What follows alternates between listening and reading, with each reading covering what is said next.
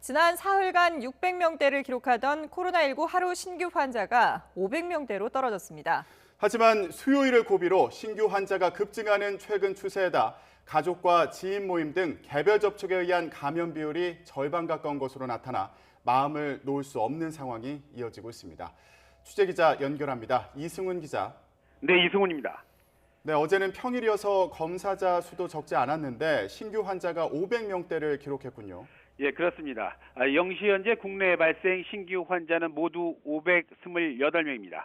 어제 같은 시간 신규 환자가 619명이었으니까요. 하루 새 100명 넘게 줄었습니다.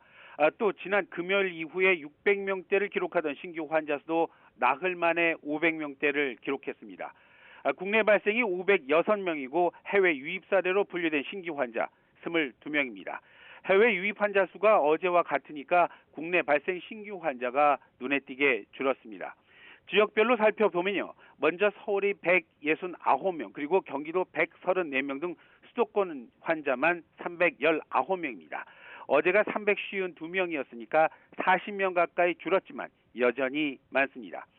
수도권 밖의 지역을 보면 강원도 25명, 대구 23명, 광주 11명, 충남 15명 등 전국 17개 시도 모두에서 신규 환자가 확인됐습니다. 하루 동안 사망자는 1명이 더 나왔습니다. 또 위중증 환자는 5명이 늘어서 156명이 현재 관리를 받고 있습니다. 네, 이번에는 백신 접종 상황 알아보죠. 전날은 휴일의 영향으로 접종자 수가 적었는데요. 어제는 어땠습니까?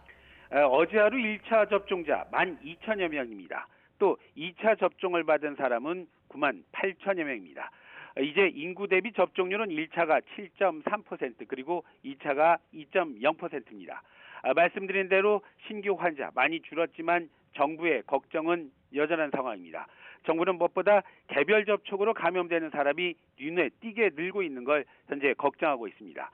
전해철 중앙재난안전대책본부 2차장은요. 조금 전 중대본 회의를 시작하면서 가족과 지인 모임 등 확진자와 개별 접촉으로 감염된 비율이 지난해 8월 이후 최고치인 46%를 기록했다고 밝혔습니다.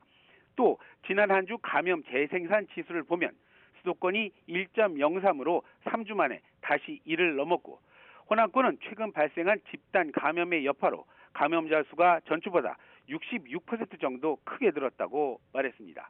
이에 따라서 정부는 국민 개인의 철저한 방역수칙 준수와 함께 수도권과 호남권 지자체에게는 현장 점검 등을 통해서 좀 더 주변을 세심하게 살펴달라고 당부하기도 했습니다. 지금까지 YTN 이승훈입니다.